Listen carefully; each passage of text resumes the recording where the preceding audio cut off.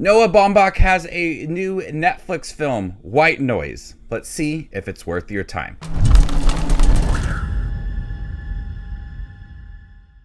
Hey everybody, my name is Justin here. I try to watch everything that hits theaters and on streaming services like Netflix. If you guys are like me, make sure to hit that subscribe button down below for more up and coming content. College professor Jack Gladney and his family's comfortable suburban life is upended when a nearby chemical leak causes the Airborne Toxic Event, releasing a black cloud over the region that forces the Gladney family to evacuate. So White Noise stars Adam Driver and Greta Gerwig. Don Cheadle is in the film. Andre 3000 from Outkast is in here, and this is based on a popular novel of the same name. I love Noah Baumbach. I think he is a very talented director. He reminds me a little bit of Wes Anderson, but Marriage Story, Mistress America are some of my favorite films, and I was really excited for this film. I'm wearing my White Noise sweater that Netflix sent me. It's a pretty heavy sweater, but it fits pretty good. White Noise was a trip. I felt like I was watching a dream where a lot of things are happening and you just can't make sense of it, and you're just going crazy in there. It's got Andre 3000 dancing in a grocery store. Many random things are happening in here that just do not make sense. This film is broken up into different parts, much like the book. And in the beginning of the film, we have our setup of this family. It feels a little bit chaotic, but it paints that suburban lifestyle in here. Adam Driver is married to Greta Gerwig, but she is secretly taking these pills, and Adam Driver is obsessed with the discussion of death but is terrified of it. They constantly have these arguments about who's going to die first, and he is a college professor. Don Cheadle is obsessed with Elvis and the discussion of Elvis and car crashes in cinema. But that first half of this movie captures the suburban lifestyle in a very cliche way. But when we get to that second part of the film feels like an action movie. And we have this toxic black cloud that is causing a lot of families to evacuate. We have car chase sequences. The car is in a river. The film's budget is being used in that moment. And I don't want to go too deep into the third event, but it's broken up into several parts.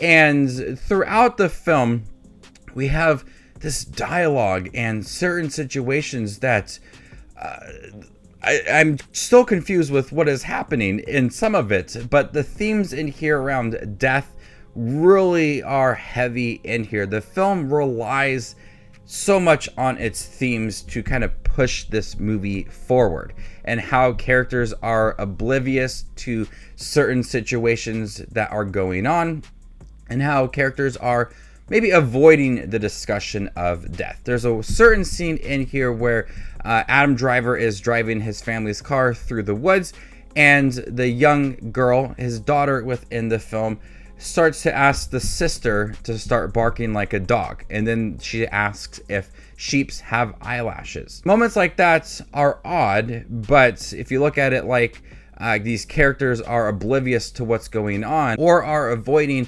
that moment of, possibly death, that dialogue makes you just stop and rewind it and listen to it again. I'm so perplexed by that dialogue and just watching these characters interact while creating that suburban lifestyle in here. So those themes are really heavy in the film. Noah Baumbach does not let go with the discussion of death and consumerism and that suburban lifestyle and everything in here. It's really deep within this film, and that third act has a little less to do than that second act, but still is carrying those themes over.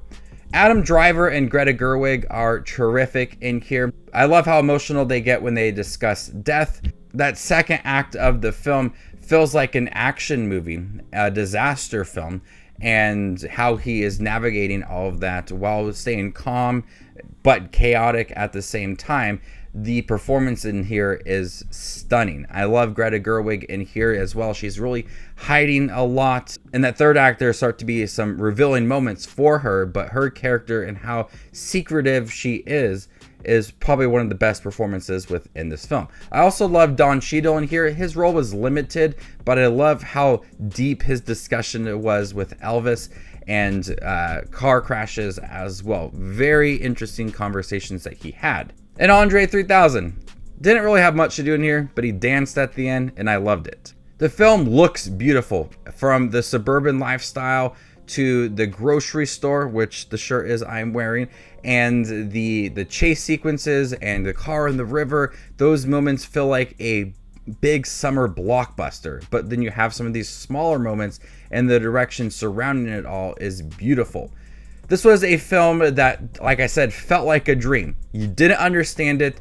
Really odd things that happened in the film. Like if you had a dream and you tried to describe that dream to somebody and it just did not make sense. But when you were watching it or thinking about the dreaming while you were sleeping, it made sense to you. But when you discuss it, it just doesn't make sense. If I shared some of these conversations within the film to other people, they might be confused with what is happening. But you have to watch it. But it just plays like a dream. And it plays out like it's just absolutely chaotic at times.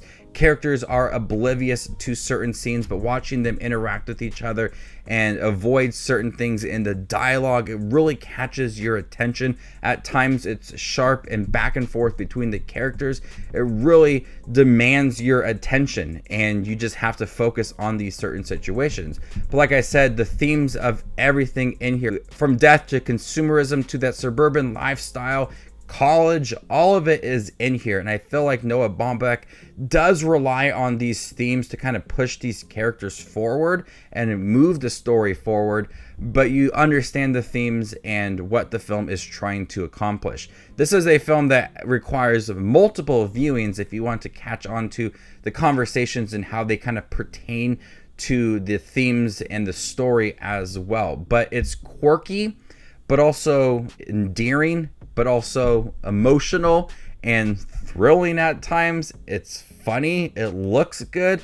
This is an all-around really interesting film that kind of covers a lot of different genres. At times it feels small. At times it feels big. It does a lot within here. But at times also I feel like, especially at the end, it's starting to wrap up the story. It feels quick at the end, the third act of the movie. But the first and second act, really taking its time to establish that family unit.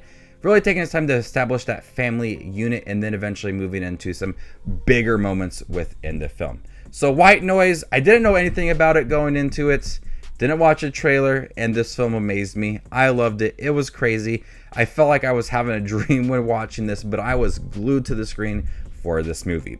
So before I give you my score for White Noise on Netflix, make sure to check out my channel. Here I do movie reviews, trailer reactions, ranking videos, tier lists, all that fun movie related content that you see on YouTube. I do it all here, so hit the subscribe button to get it all in one spot. And if you'd like to see where White Noise ranks amongst all of the other 2022 releases I have seen this year, follow me on Letterboxd and there you can find my ranking. I'm going to go ahead and give White Noise a B+.